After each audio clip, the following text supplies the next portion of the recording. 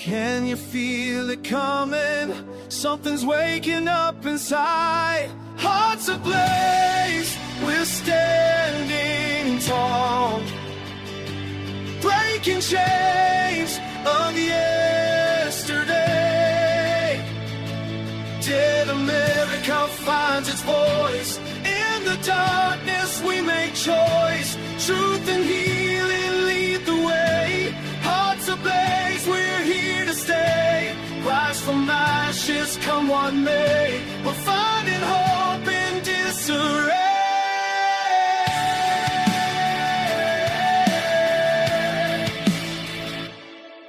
Today we're speaking with Tom Kubiniec. He is the CEO of Secure It Tactical. Tom, could you please introduce yourself and let people know just a little more about you, please?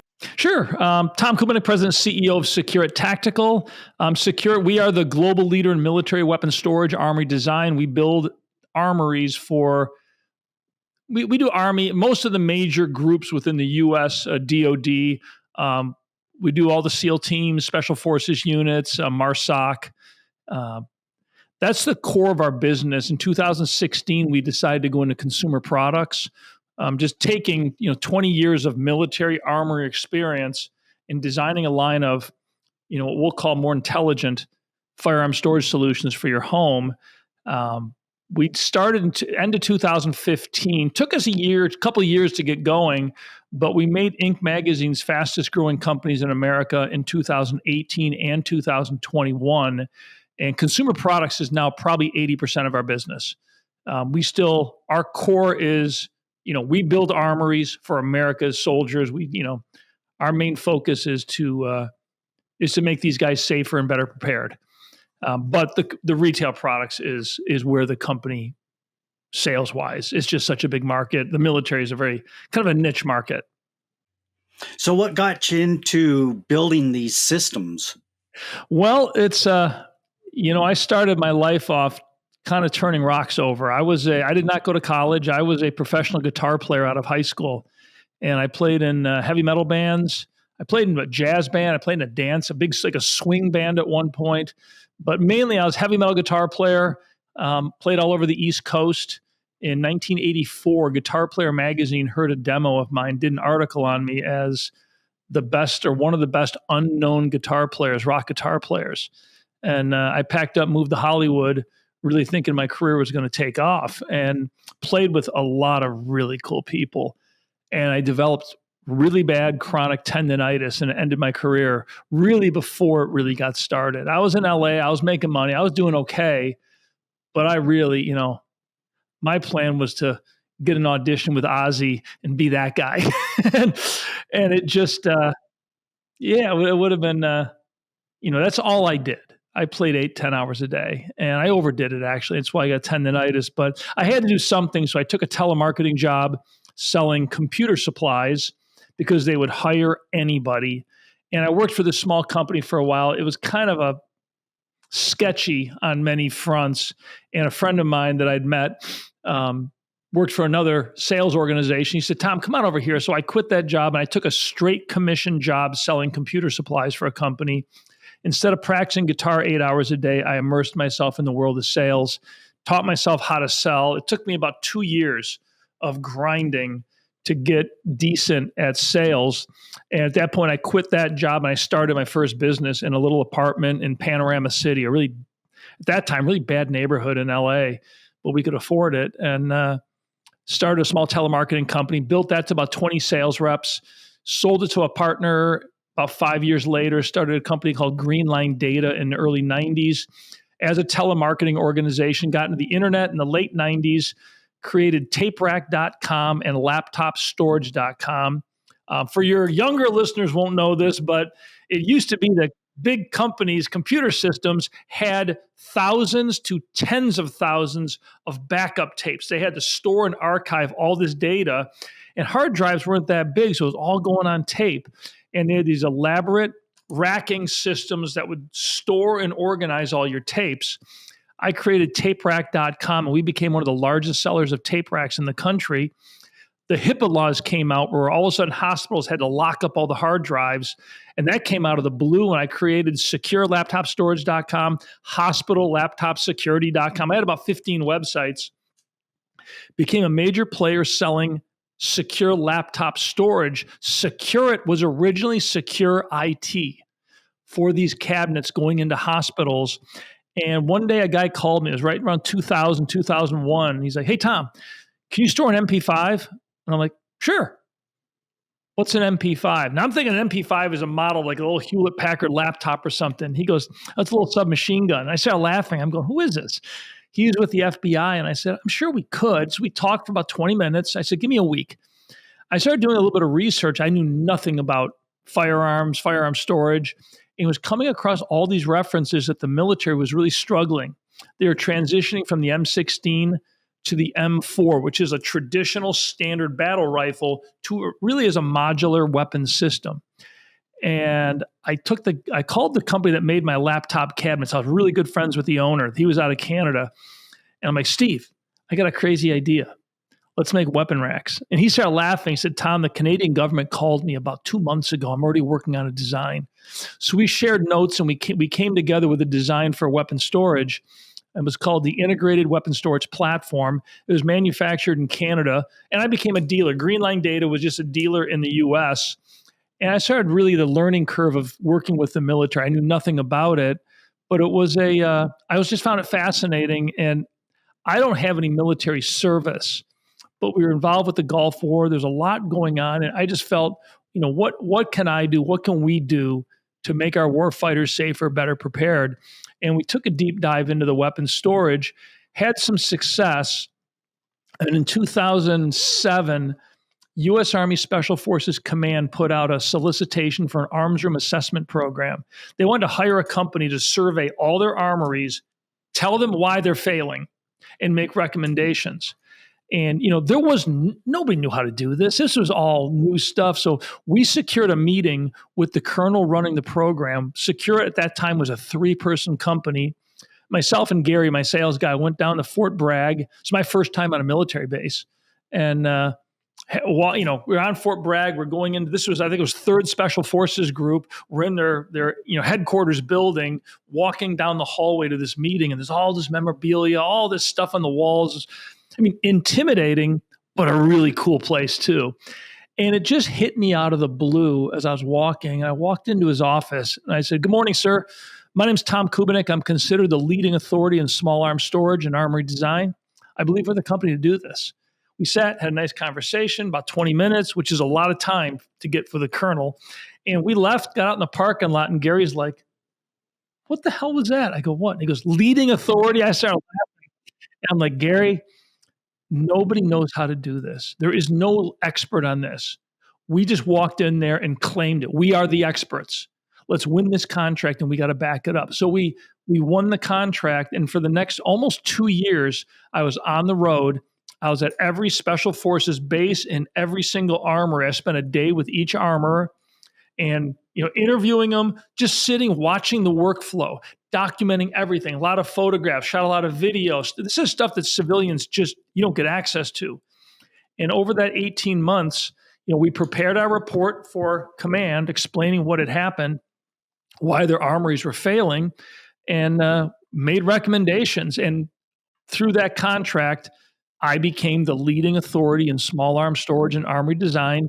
I also designed and patented our Cradle Grid technology. At the time, it was the Secure Tactical Weapon Storage Platform. Now we simply call it Cradle Grid. And really what it was replacing complexity with simplicity.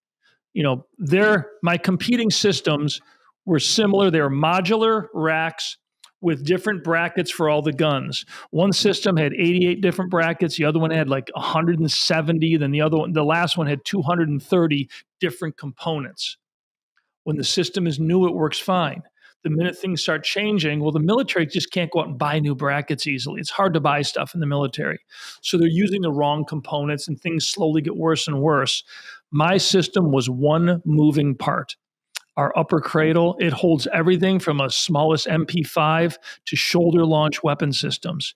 It's adjustable on the fly with no tools. So an armorer can walk up to a weapon rack with whether it's a M4, an M2, belt-fed machine gun or a crew serve gun or a sniper rifle, walk up, move the upper cradle with one hand, put the gun in, and walk away. It's all real time and very, very simple. The system never becomes obsolete. It can adapt to almost anything.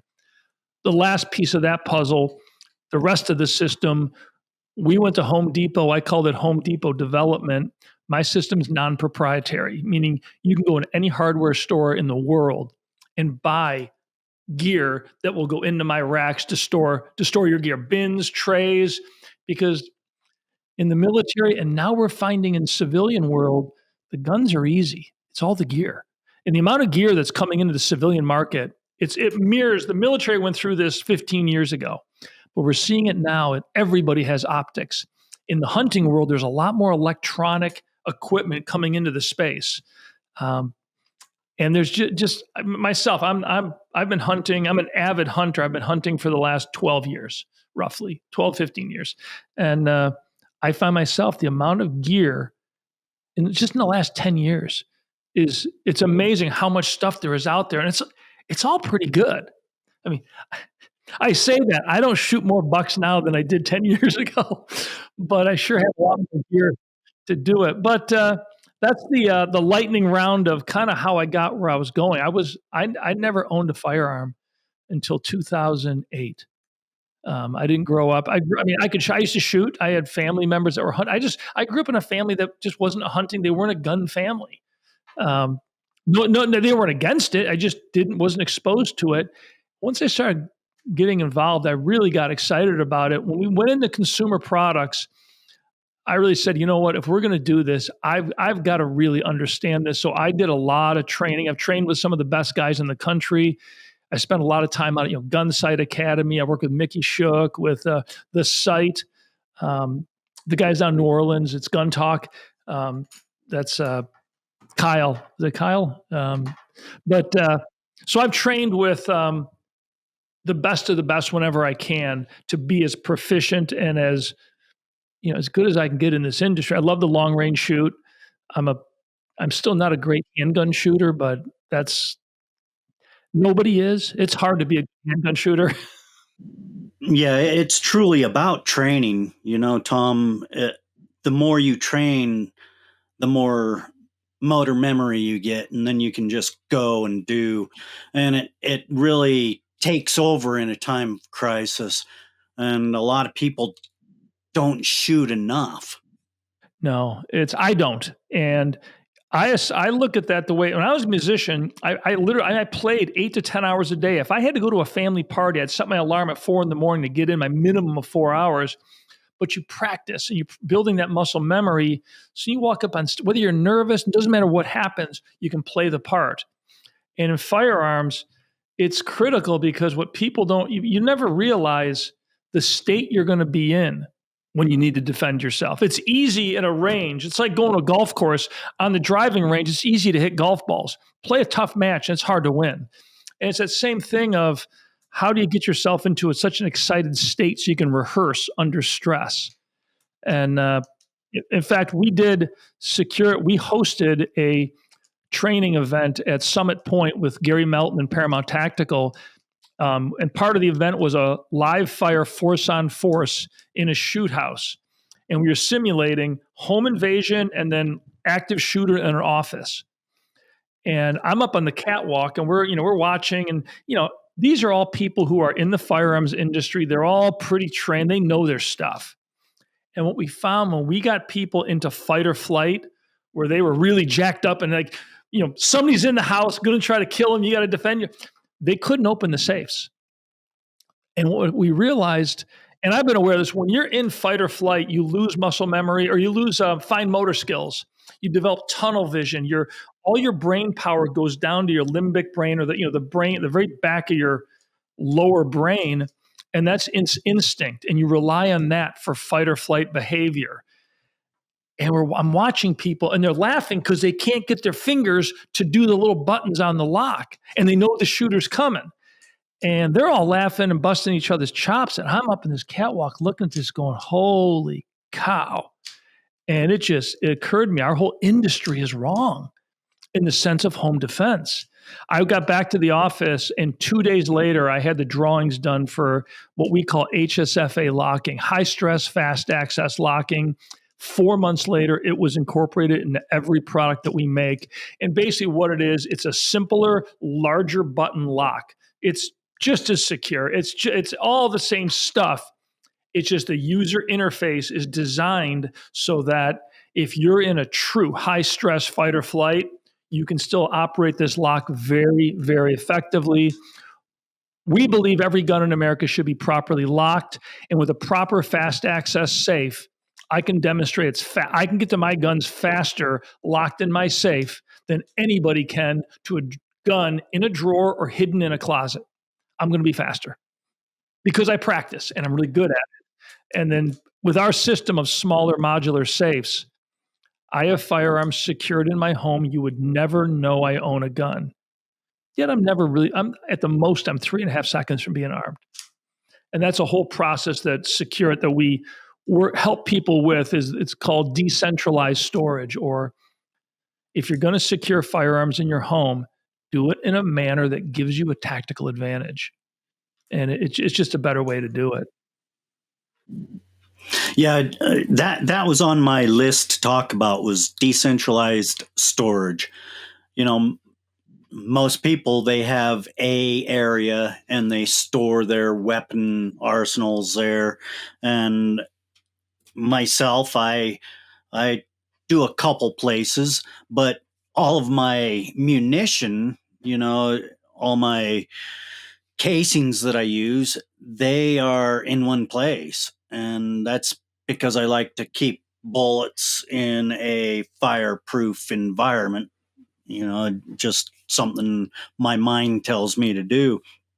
So when you talk about decentralized storage, I think it's a good idea to have a weapon close to you at all times in your home, because you never know in this day and age what could happen. So could you talk to us about how that is accomplished without buying a bunch of safes? Well, you end up buying a bunch of safes, but that's how we're different. We don't make great big monster safes that hold 60 guns. They actually only hold 15, but they're going to tell you 60. We make small, lightweight modular safes for the purpose of decentralizing. And it just makes more sense. It's crazy. There's this thing, you go into a safe store, a big safe dealer, and they always tell you, buy the biggest safe you can afford, you'll grow into it. We're like, that's just stupid. Buy what you need. When you get more guns, buy another one. And this idea of these great big heavy safes, you have to put them in a basement. You have to put them in a den. I mean, you've got ads in magazines showing a pool table, a river rock fireplace, beautiful view out the window, a huge safe with, it's all in burgundy with this Wild West lettering on it. And the ad reads, family heirloom, heritage, Americana. And I'm looking at this going, you're putting a safe in a public area of your home? Are you freaking nuts? Every single person that comes into your house knows you have guns and they know where they are. I can open your safe and remove a gun in 18 seconds. I don't care what brand you have. I know nothing about locks. I simply do know that you buy a $79 skill saw, circular saw at Home Depot, and a carbide blade. It's used for cutting rebar. The blade's about $20. And it's used for cutting up to 1/2-inch rebar on cement jobs. Put that blade and that saw, I can cut the side of your safe open as fast as I can cut 3/4-inch plywood. I cut a square hole. The hole takes me about 10 seconds. It takes me another 8 to 10 seconds to punch through the drywall and remove firearms. It doesn't matter what safe you have. I don't care. And whether you have bolts, corner bolts, plates, all the crap, all the security they put on the door, I'm going to open the side. And that's when you look at how safes are opened, when you look at actual crime data, safes are breached with a saw. They're not pried open. Let's go back to the original question, though, decentralized storage, because there's a couple important points. And we did a lot of research on crime data. A thief breaks into your home. It's going to happen between 11:30 and 1:30 in the afternoon. They're in and out of your house in about 9 minutes. Yep. And they're going to break into your home. They're going to go to your master bed, the bathroom, master bathroom, master bedroom and closet, home office den, dining room, and they're gone. That's what happens. And they're looking for prescription drugs, then valuables, and they work through the house, and electronics, and then silver. They want something of value before they leave. But time is their enemy. They need to move quick in and out. So when you look at firearm storage or valuables, master bedroom is the least secure room in your home. If if you're a woman or you've got a wife that's got a lot of jewelry or you've got a nice watch collection, storing it in your master bedroom closet, if you want to make it safe, is the worst location. So for firearms, master bedroom, one gun in a small fast access safe, no more than that. You don't need it. Next, I look at the kitchen. Kitchen is probably the most secure room in your home. Thieves don't want your food. It's just they're not going in the kitchens. So, but it's also when you look at people in a home, the kitchen is a room that we spend most of our time in. Kitchen and den. That's where the two rooms are most used rooms in a home. So I have in my pantry, I have a 6-gun fast access safe. It's called an Agile. In that safe, I've got part of my collection, but I have one AR-15 that's racked, ready to roll. It is a fully operable. It's ready to go. Close quarters optic on it. That is a home defense gun. I have very fast access. I also have an exit point to the home so I can get out. Then the closet by your front door. Thieves, for the most part, ignore closets. They're not interested in coats. So that closet becomes a great location. Again, I have a larger gun collection. I have a 6-gun cabinet, small. It's in that closet. I've got some hunting rifles and things in there, but I also have a pump shotgun. It's a little Mossberg and another AR-15. Somebody comes to my front door. I'm not going to open the door and they want to get cute. I'm armed in a couple of seconds. And that's how the process works. But we don't, buying a huge safe and putting all your guns in it, it makes no sense. If a thief breaks into your home, typically they're in and out in 9 minutes. But if they're a little more professional, they've done more research and they know maybe you're going to be gone for a week, maybe you're on vacation and they know that, or they've got time, they're going to find your valuables. So if you've got one big gun safe, well, they're going to find it and they're going to open it and they're going to remove and steal all your guns. When you decentralize, they're eventually going to find one of your safes and they'll probably get it open. And they're going to take but once they have something of value, thieves leave. They don't come back. They won. So when you decentralize your storage, you're dropping your risk profile. If you've got, I've got my fast box as a 2-gun vertical safe, up to my Agile is a 6-gun safe. I've got those mixed out through my house. I probably have 35 to 40 guns in my house just as part of my collection. The most anybody would ever get would be 6. Because once they found a safe, if they got it open, they'd leave with that, or they'd leave with the 2 best guns out of the safe. Again, they're going to carry so much stuff, they don't want to be too obvious.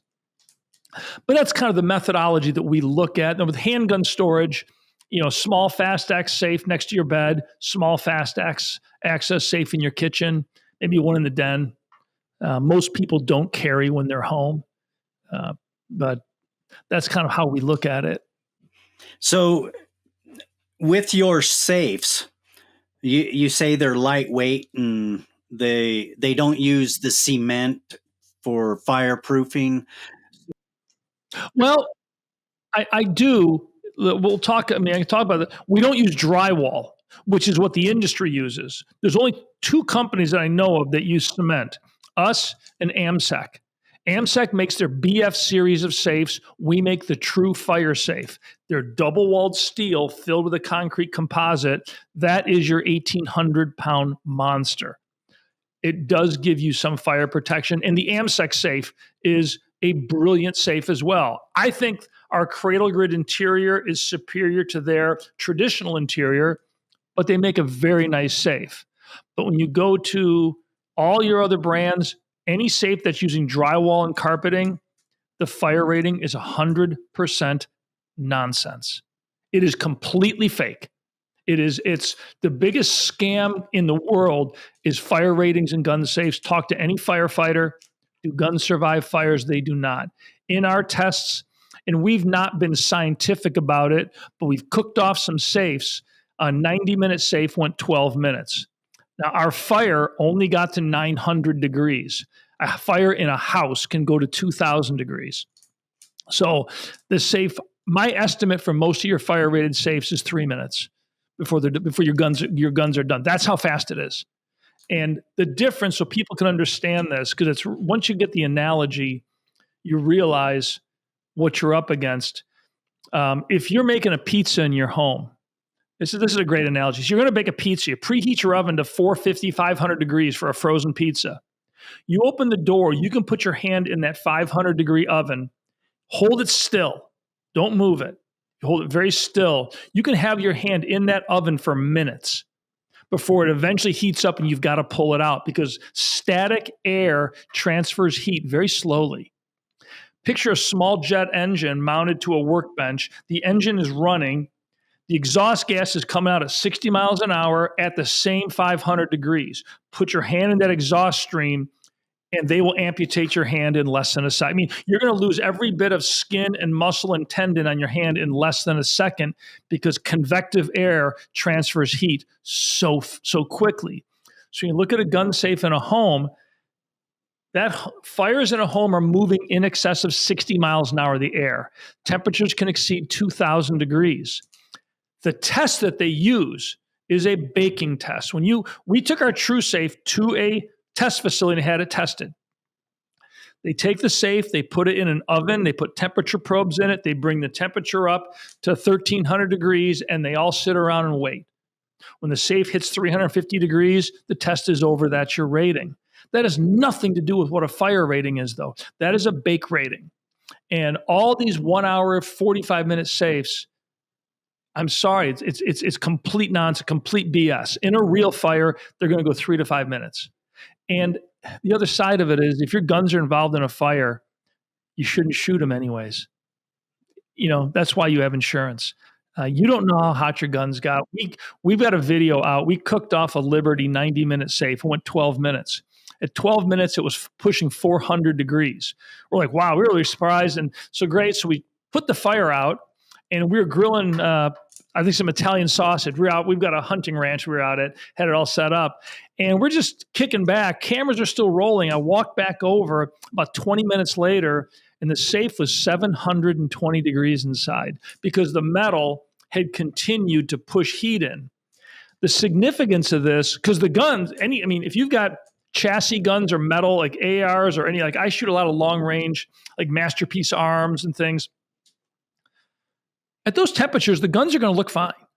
But hardened steel changes properties at 380 degrees. Annealed steel, that's a trigger group, that's your bolt group. Annealed steel, which is your barrel, changes properties at 680 degrees. And annealed steel, when they anneal it, it's a process of softening the metal. Barrels they feel hard, but there's actually a lot of flex to a barrel, and there needs to be. If your barrel heats up in a fire to 700 degrees and cools off maybe too quickly, well, now you've got a pipe bomb. It's going to crack. It's going to break. There's just so much that can go wrong. So the idea that you want to get something to protect your guns in a fire is, people have been educated that that's important. It's not. Buy good insurance, because in a hot fire, if you truly have a really hot fire, it's not going to work. When you look at the California wildfires that did so much devastation, there were no safes. There were no safes even standing. They all melted. I mean, it's just, you can't stop fire with metal and drywall. You just can't do it. The only thing you're going to stop it with is cement. And all true fire-rated safes it's a cement composite. It's actually a little lighter than straight cement. There's some other, goes in. It almost has a consistency of oatmeal. It's got mica. It's got a bunch of stuff in it. But I don't have a fire safe in my home. I don't. The other thing to look at is the risk of fire in America is unbelievably low, and it's getting lower every year. When you look at its insurance industry is where all the data comes from. And the bulk of all fires, I think it's around 88%, it's just under 90% of all fires, the fire is contained to a pot on the stove or within the oven. The insurance claim was for smoke damage. When we look at actual insurance claims for fire, the 90% is smoke damage. Open flame heat damage in a home is unbelievably rare. When it does occur, it's typically confined to one room. Again, if you've got a professional firefighting force in the city or town you live in, they're going to be to your residence in probably less than 3 minutes. I have a volunteer firefighting force. I live in a tiny town and kind of out in the boonies, and response time is still 12 minutes. It's pretty quick for a volunteer firefighting force. So you got to look at risk, and the risk of your house burning to the ground is tiny. But if it did happen, the safe's not going to help you. Even our true fire safe, which our safe went 2 hours and 20 minutes. Now, our safe was sitting in a truck outside. It's a heavy beast of a safe. And the truck was in the sun. When we put our safe into the oven for the test, it was like 98 degrees. It was just under 100 degrees sitting in a hot truck. And the guys are like, look, you're supposed to start this test at 72 degrees. I said, look, it's going to take 2 days for this safe to cool down to 72 degrees. I go, we don't have time. Let's run the test, see what we get. It went 2 hours and 20 minutes at 99 degrees. So I'm sure the safe would go 3.5 hours in an oven test. What does that mean? Well, in your home, it's probably a 20-minute safe, at the most. I can't imagine. I mean, that's just, again, we don't do the fire rating like that with our safe. We simply provide a spreadsheet and a graph showing the data of the performance. This is what our safe did in the industry's fire test. You want to compare? Liberty's went 45 minutes. Ours went 2 hours and 20 minutes. Does that mean you got 2 hours and 20 minutes of protection? No, it does not. But you have more than 3 minutes. The big thing that concerns me with storage is the ammunition, because if it goes through a fire, and it might be a low risk, but you do have projectiles going off because of the heat and whatnot. So what do you recommend there? Only if you put your ammo.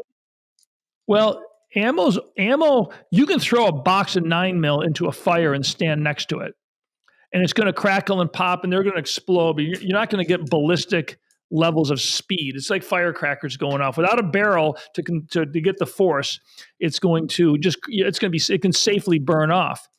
The problems arise when people put ammo into non-vented containers. The worst thing I could tell anybody is to take a gun safe and fill it with ammo. You've now made a pipe bomb. And I do ammunition storage in the military, and everything we do is heavily vented. Explosive ordnance storage, I've done some work in that, and these are big magazines for holding like big time explosives. And it's all about venting the blast so that the energy can get out of the box and down so the box doesn't blow up. Liberty makes an ammo can. It's called the ammo can or the ammo. They took a safe, they lined it with drywall, put shelves in it and say, that's for your ammo. Why would you put drywall? Why do you want a slow heating? If you're storing ammo in a fire, you want the ammo to heat up as quickly as possible so that the outer rounds pop and crackle and burn, and the fire slowly goes in and it burns off at a safe rate.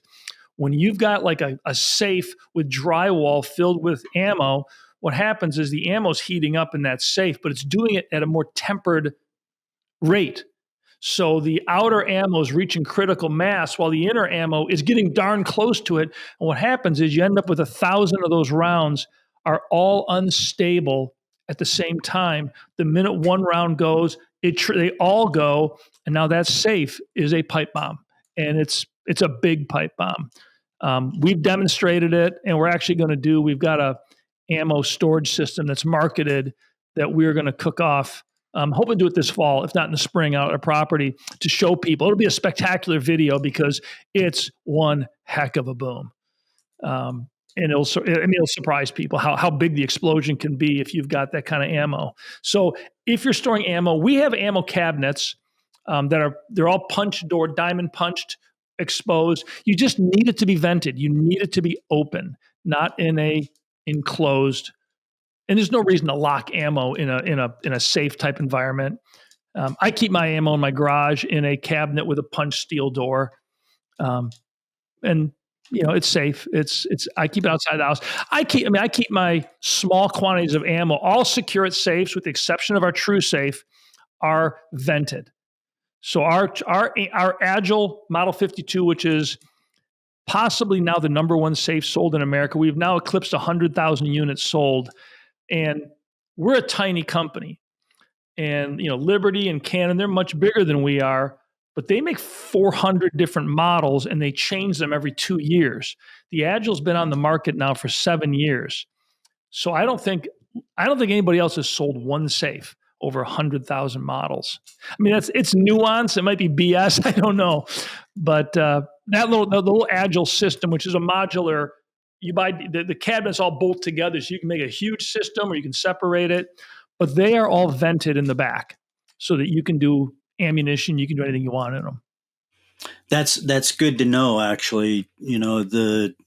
That's the one thing that's made my mind tick for a long time about my ammunition is, well, how should I really properly store this? Because I've had hunter safety back in the 70s, and I've been around weapons all my life, but I never really dug into how to store ammunition, which is very interesting how you put that. I'm glad that we discussed that. Yeah, it's the other thing people should realize. Okay, if ammo's in a fire, you throw it away. If your ammo's in a fire, you're not going to use it because the ballistics of the ammo can change, and you don't know what the pressure. Especially if you're like, I shoot some pretty long range, 6.5 PRC, 300 Win Mag. I don't want a hot load going through that gun because it's going to blow. I mean, there's enough documented cases of barrels blowing up in people's faces. So it's, if your ammo's in a fire, throw it away. That's a good point. I like that. So you were talking about the system for the armory where it's modular in design, where they can just slide with a hand and one hand using the gun. Is all of your safes designed in that sort of a easy reduce configuration system? Yeah. The Cradle Grid system is used in every single product we make, with the exception of some of our handgun safes. But yeah, and it's the upper cradle is it's an injection molded piece. It's made in Connecticut, and it's the back of the cabinet has louvers on it. And it's just, again, it's very, very simple. This is not complex. We supply directions. You really don't need them. It's pretty intuitive. But when you walk in to secure it, the first thing you'll see on the wall is innovate and simplify. Anybody can solve a problem with complexity. But the genius of Steve Jobs was, like with the iPhone and the iPad, was the simplicity. There's no instruction manual. I got one for my mom. She was in her late 70s. And I'm like, how do you? I go, Mom, just touch it, turn it on, just use it, just play with it. Came back a few days later, and she was fully just doing all her stuff on it. And we take that, especially with the military. You've got to have simple solutions that don't require directions, because nobody wants to train. Nobody wants to learn how to do stuff. They want to do stuff. So our system is extremely simple. Then the rest of it is just more about creativity, because it's all the gear. There's so much you can do with our system, and you can reconfigure our system at any time. So you can, people build racks, they get our system, they send us a photograph, and a month later they completely redo it a different way, and they're like, hey, check this out. The third group, Special Forces at Bragg, calls our system the Lego rack, because they start at the bottom and they just build. MARSOC, the Marine Corps out at Pendleton, they call it the Tetris rack for the same reason. They just start at the bottom with the brackets, components, and slowly just max out each cabinet. Our military cabinets they're 84 inches high, 3 feet wide. They're big. We sell them to consumers who, if they want them, it's mainly a military product, but it gives them a lot of room to really dial in their storage and do exactly what they need. And those are armory systems, correct? Yeah, the only difference with our military product, it's a little bigger. The doors are perfed in the front. They've got a perfed diamond pattern so that an armorer can walk through the armory without opening the racks and do a visual inventory. because they have to do site counts daily. And sometimes they're required to open the door, sometimes they're not. So we tried to make the system as best we could. I mean, it's not wide open. It's still a little, you can be challenged to see inside of them. But we also do that so if they want to store ammunition with their guns, like special forces guys are allowed so many pounds of ammo in their armory. So all of our cabinets are vented just to avoid any of the regulations that you can get into as far as explosive storage. So, Tom, I wanted to talk a little bit about your philosophy. Question everything, build better solutions, and never settle for good enough. I like that a lot. Could you talk to us a little bit about that philosophy? Well, I look at it, for us, it comes down to my personal view of things. I'm a big believer in efficiency and just doing, simple solutions that are easy to do are the ones that we all stay with. I would say, if you got a junk drawer in your kitchen, you open that drawer, almost any kitchen, you're going to find a pair of pliers, maybe some zip ties, duct tape. You're going to find the simplest tools because you can solve the most problems with those. And that's when I look at our storage solutions, it's the same thing. How do we make it simple? And the Cradle Grid system, after looking at what the military was using, I went back in the shop with a piece of wood and started carving and cutting and working on this, creating the upper cradle. And I made it out of wood to say, what can I do? Okay, I got to hold a 50 cal machine gun. I had a replica of most of the big guns they had. I had replicas. I said, okay, well, this works now. And I just worked through it. It took me a couple of months of just playing and doing stuff. So I came up with the design and said, okay, this holds every single gun. Okay, great. Now, what else? What else can it do? Okay, well, the M4 is the most popular gun. It holds it. But if I put 2 notches here, it can hold the mag well, and now you've got 12 inches of space behind the gun to store more gear. So, that's interesting. Let's add that. Oh, and if we do this, so I started looking at things we could do to manipulate the space, just basically to give an armor or to give a civilian more freedom to use the space the way they want. So, it's hard to put sometimes into words how it all works, but all of us do things as efficiently as we can. And we all have tool systems, we all have things that we buy and use that we end up using differently than they were intended because for us, it's more efficient or it's simpler to use this way. And I try to look at that when we're designing products saying, this isn't about me saying, this is how you use a gun. This, like a traditional gun safe, only works one way. Get those little W's cut in. They hold the barrels. The guns go in. If your gun's too short, well, it's got to lean in the back. If you got optics really banging into each other, all this stuff, and they've never changed it because nobody in that industry has ever walked in and said, how do we keep the guns from hitting each other? They don't care. They're making metal boxes. They just don't care. We came into the consumer space after, many, many years in the military space. We just bring a different mindset. But it's, all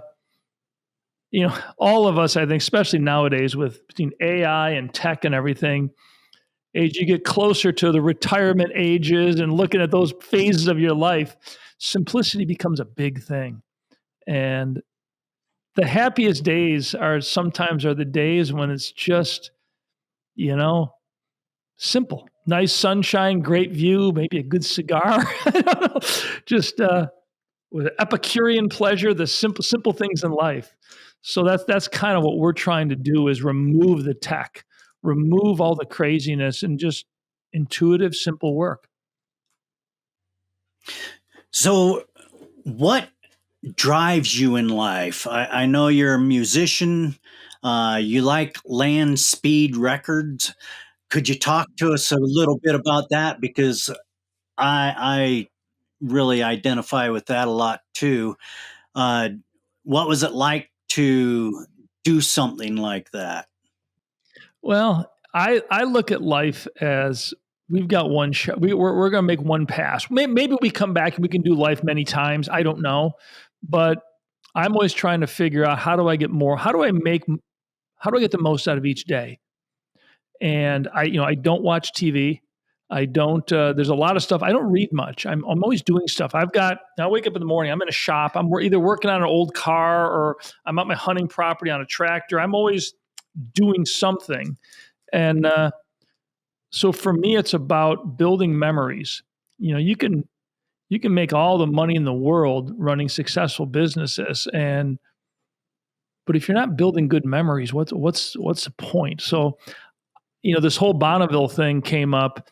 I've got an old Elmquist Sabre I found in a field for $800. It's a pretty special little car. There's only 4 of them that we know of, and I had it restored. And I started doing the restoration, got in over my head, sent it to a shop. John Pasucci did the work, and the car ended up winning an award at Amelia Island, which is the number 2 car show in the world. It's a pretty spectacular little car. I was able to procure a second body for a second Sabre because of the success of the first one for not much money. And I was down in Florida with John. I said, "What are we going to do with this thing?" And he said, "Let's go to Bonneville." And it triggered because when I was a kid, I remember watching ABC's Wide World of Sports, and they would cover Bonneville Speed Week once in a while. And I grew up in a non-car family. I was a gearhead, but I was the only one in my family. Just looking at that, going, what do you have to do in life to do something this cool? So I had the opportunity, said, let's do it. It took us 2 years to build the car. And what we did is the Sabre is a tiny, it's an 86-inch wheelbase car. This is a tiny car. It's just way smaller than a Volkswagen Bug. And the class we went after was Class J, which is the smallest engine they run, which is a 750cc motor.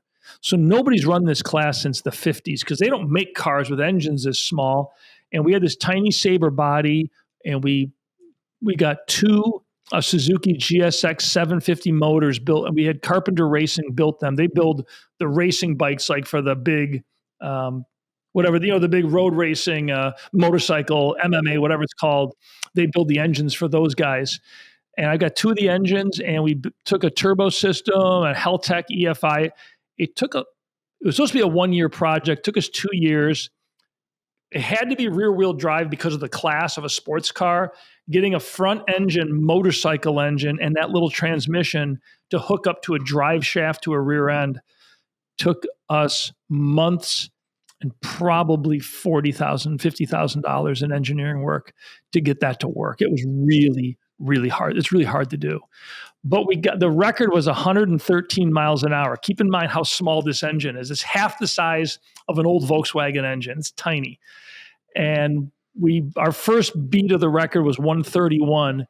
And then we kept tuning. We set a new record at 131, and we ran 161.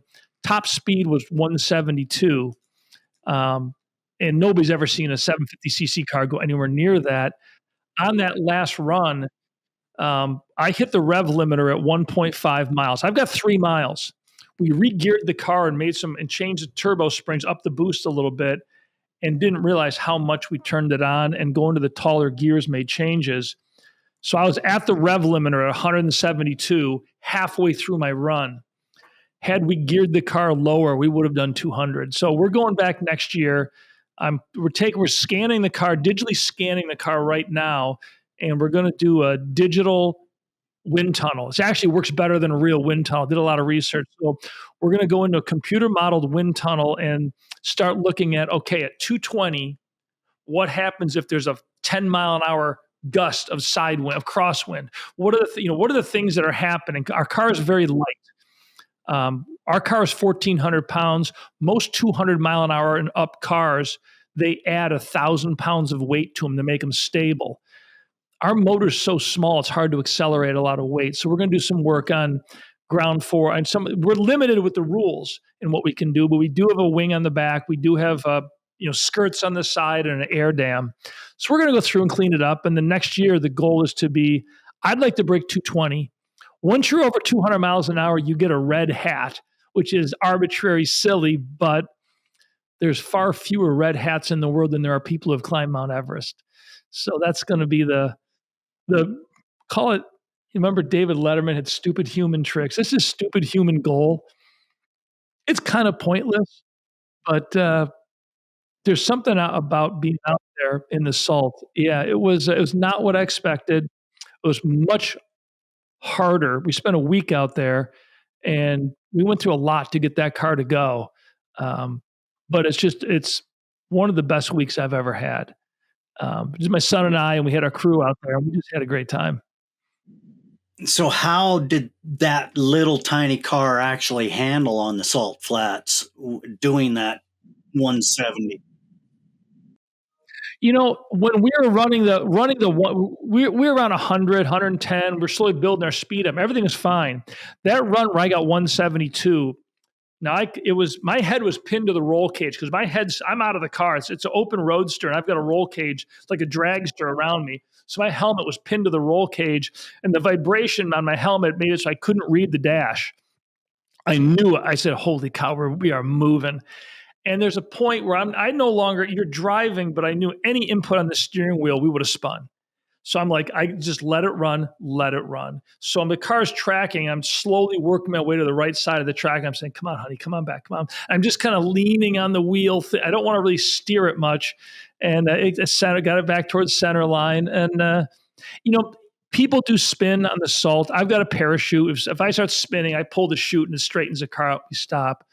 But it's not about driving to get really fast. You have to let the car run. Let it do its thing. I have a lot of wheel-to-wheel road racing experience. I drove SCCA, an RX-7 in the 90s, racing. So I've got a lot of road race experience. But this was really different, and the whole vibe out there is very much old Americana. You've got a lot of old 1920s and 30s roadsters that have been heavily modified. You've got belly tankers, which is the gas tanks from the World War II bombers and fighters. They take those belly tanks and make cars out of them for Bonneville. And so the whole feel out there is all very much 1950s feel. And our car, we painted it gold with black. I mean, it looks very, very period correct. It's a 1956 body. So it was like going back in time. It was really something. Yeah. So another thing that I captured out of you is just do it. You've got to have the ability to just experiment and really find out who and what you are. So that fear factor, how do you step through that and just let it go? The greatest days of your life are the ones when you work through your fears. There's no greater feeling than I was not afraid. The land speed thing, my fear was doing something wrong, damaging the car, because I have a whole team that's worked 2 years. That really was my fear, was about doing it right and safely. I wasn't worried about being hurt because I know the math of this thing, and this thing felt good. But I used to rock climb, and I was rock climbing and ice climbing back in the 80s and 90s. And my business partner was a girl. Her boyfriend's Kevin Thaw. He was one of Great Britain's top mountaineers. He's climbed every mountain in the world. He's an amazing guy.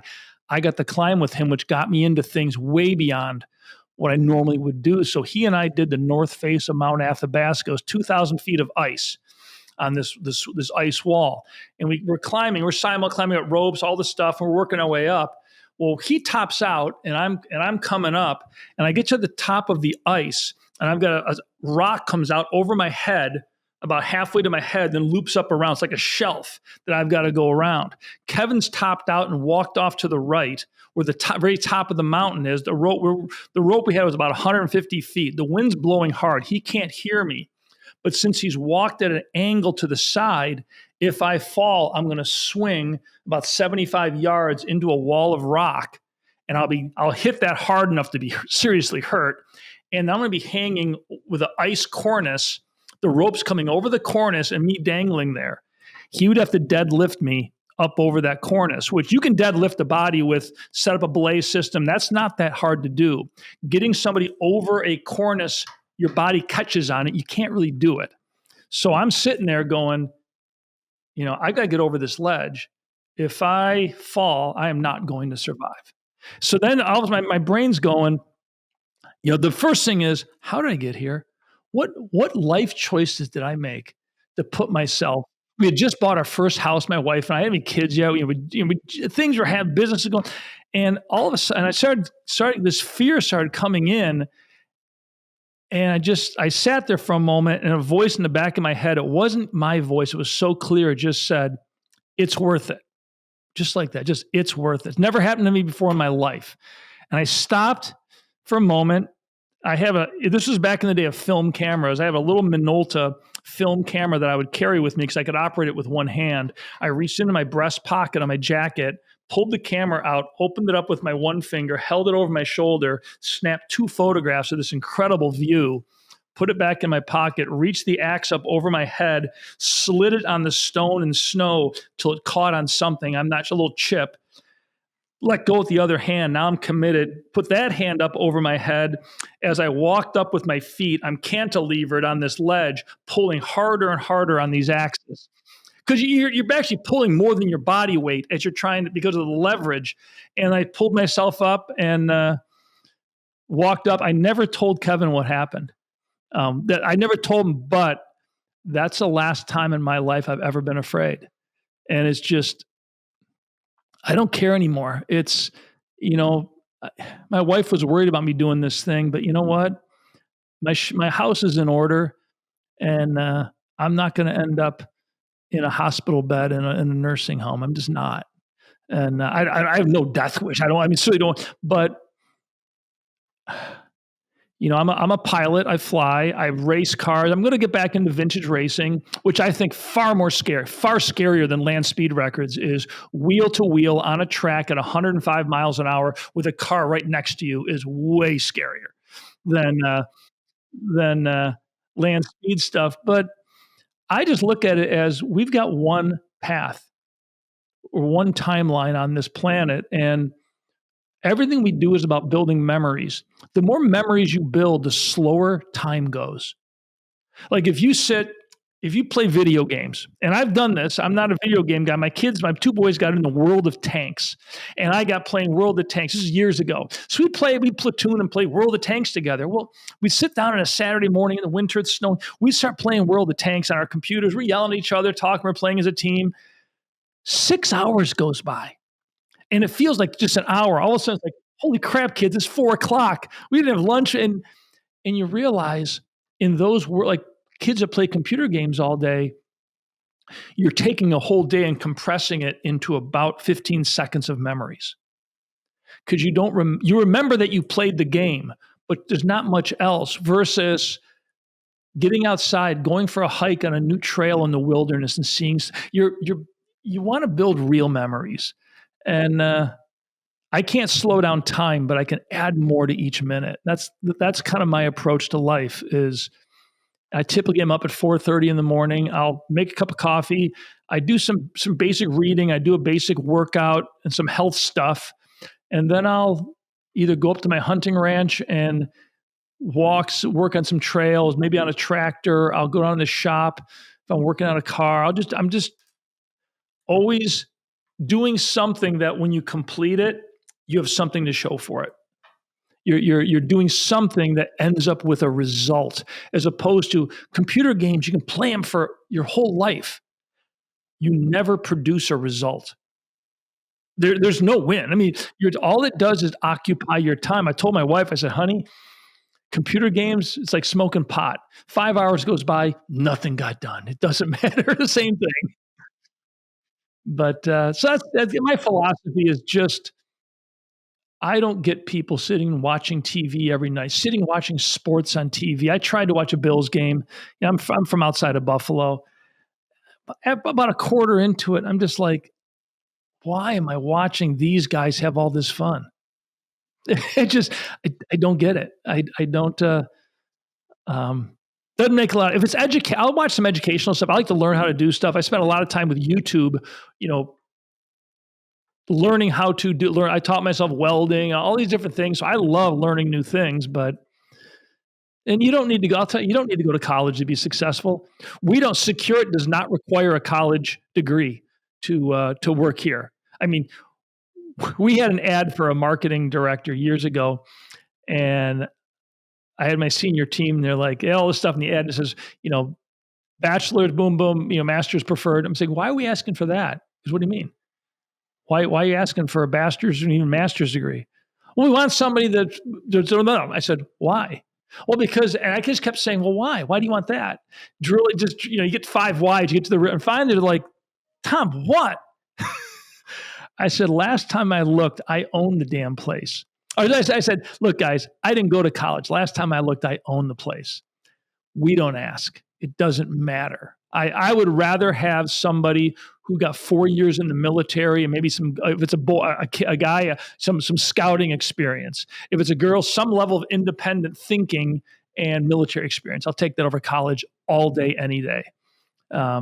We have a list of colleges that we will not hire from. I don't want the baggage. I don't want what these colleges are teaching kids. I don't want it. I don't want the baggage. So, in America, kids are waking up to a horrible reality because there's a lot more people like me now that are looking at what's happening on these college campuses. And we're like, we want no part of, again, I got to turn a profit. I got a business to run. I don't give a damn about your political views. I don't care.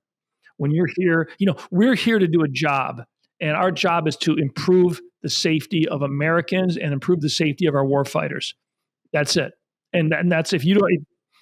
That lacks in America today, just the ability to let people be. And it's alarming in many ways. Growing up, we all have some sort of mentorship going on, somebody that inspires us and helps us grow in the direction that we want to seek to develop in. What was some of your role models?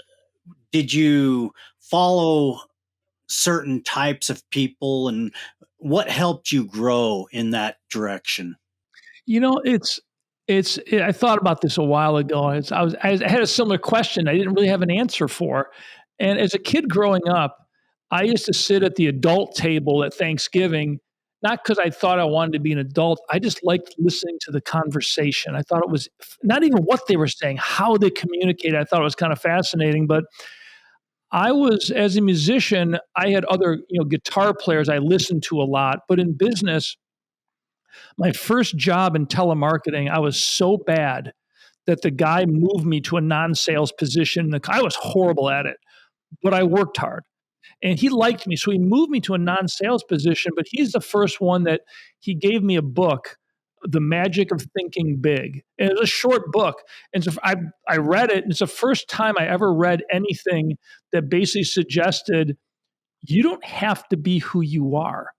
You can become anything you want to be. And there's actually a series of steps. Like, there's a process to do this. And the guy who gave me that was a coke addict and a scammer, and he had a lot of flaws. But that exchange got me on the path of self-improvement that I've followed my whole life. My next boss was Rick Rusin, who really taught me how to sell it coast to coast. And he and I never had a great relationship. I had a ton of respect for him, but I owe him a lot. I mean, I look back now, I owe a lot of my success just to watching how he operated and watching how he ran his business. So it's I don't have a lot of direct type stuff, but you see things you like in people, and you just try to mimic. You try to say, what's he doing? Why is it work so good for him? What's he doing? And I try to figure out, okay, I can incorporate some of that into my life. And it really comes down to this. The key to success, I think, in for me running a business is embrace the failure and encourage your employees to embrace it. We have a whole thing here is fail fast. Is like, I fail every day, but you know what? I fail faster than anybody else, and I recognize it, and I learn from it, and I course correct. And that's, everybody that works at this company, if you got a problem, You can come to me with any problem. Before I give you my opinion, I'm going to say, what do you think I should do? What do you think you should do?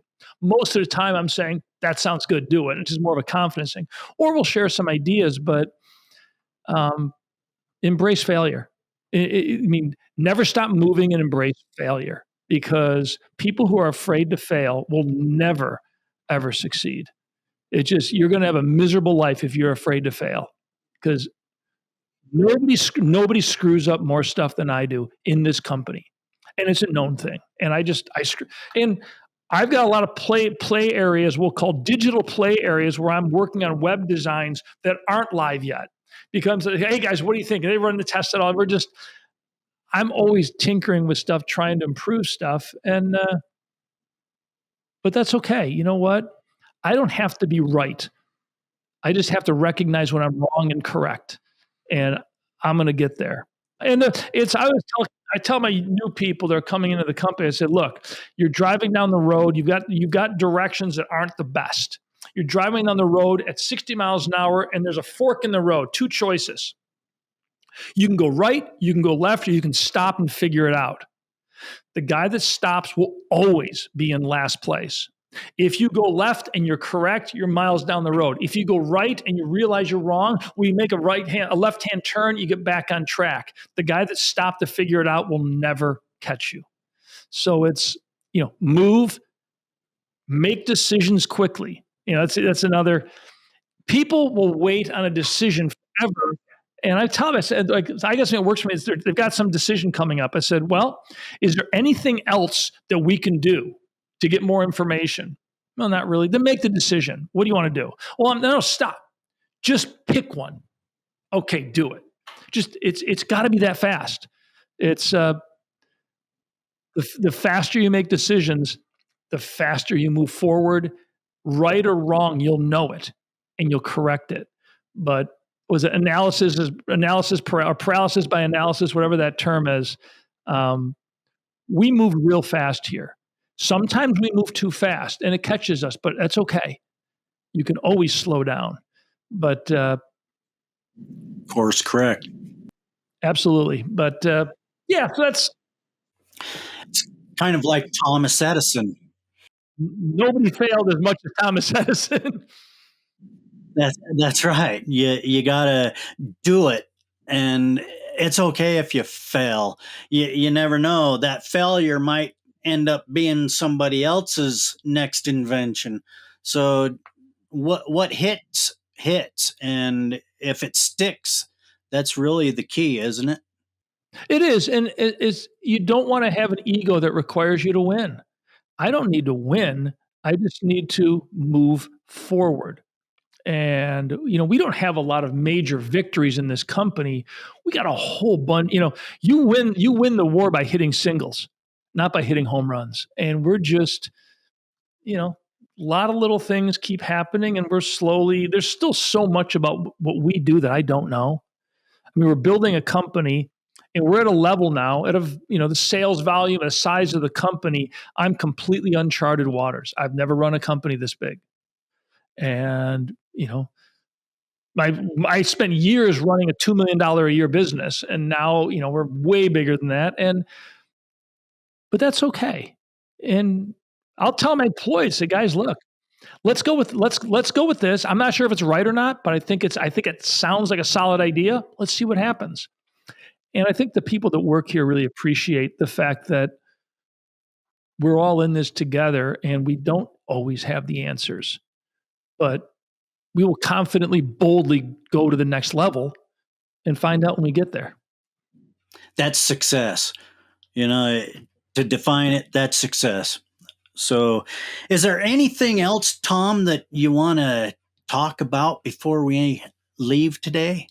It's there's so much craziness in the world right now. It's I look at between AI, complexity. I bought a brand new F-150 Tremor pickup truck 1 month ago. I drove it home 23 miles. It was towed to the dealer the following morning, and they've had it ever since. I'm over a month at the dealership.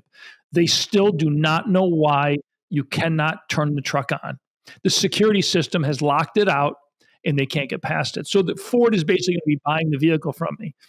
And we're working through that now. I'm going to be getting a new truck, but it's complexity.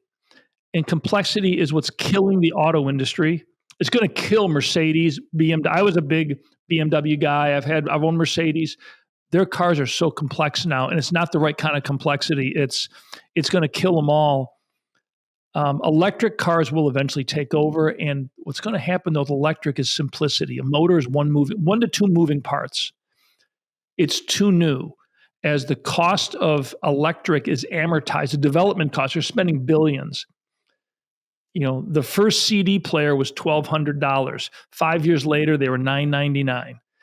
And the same thing is going to happen with electric cars. And I'm hoping that some new companies will come along that embrace the simplicity of what that could be. A very simple, it's got a gas pedal and a brake, blinkers, and it goes. And I look at life like that as, what can we do?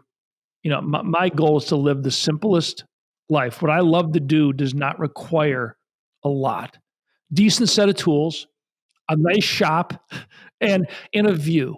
That's my wife and I have determined. We live on a lake right now. It's a beautiful mountain lake, and it's a big house. My kids are gone, so we're looking at downsizing, and we both agree I could live in a 1,200 square foot house as long as I've got a nice view and I've got my shop, and I'm tinkering, working, building stuff. My next project. So I've had tendonitis. That's what ended my music career, and I've had it my whole life. And it's come and gone, and I've been battling with it. It got really bad 3 years ago. I'm an avid golfer, and I didn't play golf for 3 years. And I was getting very frustrated because I couldn't drive at one point. I was really having a hard time. I actually took a deep dive research into tendonitis, and I developed my own device for treating it, which absolutely worked. And I started using my device. In 6 weeks, I was pain-free. A year later, I'm now playing golf. I'm playing guitar again. I'm doing everything again. And for the most part, my tendonitis is gone. So I'm getting a patent. I already talked to my patent. I got a patent pending on the device. I've got prototypes being made right now, and I'm going to market that with a video series to teach people how to treat tendonitis, because the medical community is wrong. They treat chronic and acute tendonitis the same way. If you've got chronic tendonitis, it's a completely different, the problem is not the tendons, it's the muscles in your arm. And until you treat them, it's never going to go away. So I kind of got lucky and figured this thing out of just desperation. And my next big project is going to be, there's a million new cases of tendonitis every year in America. If I can come up with a product, I don't need to make money at this one. I'm financially, I'm okay. I don't live an extravagant life, but that's my next big project for a win. I'd like to, if this thing really works, and I could help a couple thousand people out of because if you've had tendonitis in your elbows bad, it is truly debilitating. Every night you wake up in pain. You just can't sleep. You can't, so many simple things. And what's funny now is my tendonitis doesn't bother me at all until I do like I was tying fishing line onto a hook using fine motor skills, just delicate work. And my tendons all of a sudden are like, holy crap. If I reach my hand into a bag, I got cat food. I reach into a bag of cat food and pull out the beans by hand, trying to make a fist around them, my tendonitis flares up. Weird things cause it to flare up, but day to day, I'm working out every day. I'm playing golf. I'm doing playing guitar, doing all the stuff I used to do. So if I can solve that problem and get it out there, I'm going to piss off a lot of doctors, but I don't care. That's my next big project. Right on. That's exciting, actually. That would help a lot of people. So, Tom, how can people reach out to you and get a hold of you and get involved with you and find your products? If you just Google my name, Google Secure It, just Secure It, we come right up, secureitgunstorage.com. We're all over the internet, all over social media. I'm in LinkedIn. I don't spend a lot of time on social media, but I have a decent presence. We'll put it that way. But love to hear from people if you're looking at firearm storage. I mean, I love what we do, and I think it's a better way to do it, and it's affordable. But yeah, people come to the website if you have questions. My contact information is on the website. I always want to consider myself one of the most accessible CEOs in America. If you want to call and ask for Tom, you will get to me unless I'm in a meeting. I talk to customers all the time, and the best thing I can do is talk to people about my company and hear from people about my company. So I try to make myself as in an industry where you don't even know the name of the president of Liberty or Canon or Stack, all these companies, because in the firearms industry, the CEOs they're all hidden. Nobody wants to be known as a CEO in the firearms industry. And I take I'm just like, no, I want to be the most accessible guy. I want to be the guy that anybody can pick up the phone. You got a question about how my product works? Call me. We're just trying to be I think so. I think that this whole hiding in the corners is just stupid. Yeah. Well, the world's become funny in the last few years, and people like you, Tom, you're setting a shift, and giving a new direction and hope. We touched a little bit on it during our conversation. People look and watch, and if they see something good, they want to start emulating it. And I appreciate what you're doing out there, because people are watching, and they will take a look at that. Tom, thank you so much for being here today and sharing on the podcast with us. Well, thank you. Yeah, it's been a lot of fun. This will be a good one to listen to. I'm anxious to hear it come out. I've been chasing something bigger than myself, breaking through the walls I built. Every boundary just another dare. I don't play it safe, I never will. They said slow down, stay in line, but I was built for breaking time. Metal rips to a military grade, mountain peaks to market trade. Tom breaks rules and speed records, safety built with rebel methods.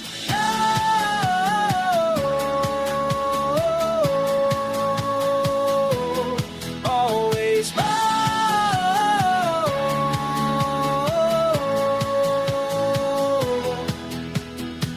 I take the pieces no one thought would fit, turn the chaos into something real. What looks impossible from where you stand is just another hill for me to climb. They said slow down, know your place, but I was made to win this race. Metal rips to military grade, mountain peaks to market trade. Tom breaks rules and speed records, safety built with rebel methods.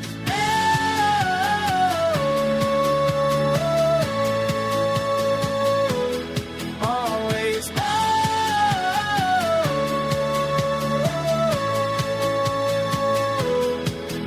I'm not reckless, I'm just fearless. Every risk is calculated freedom.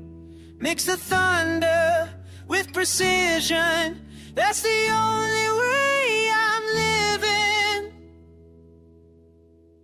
Metal rips to military grade, mountain peaks to market trade. Tom breaks rules and speed.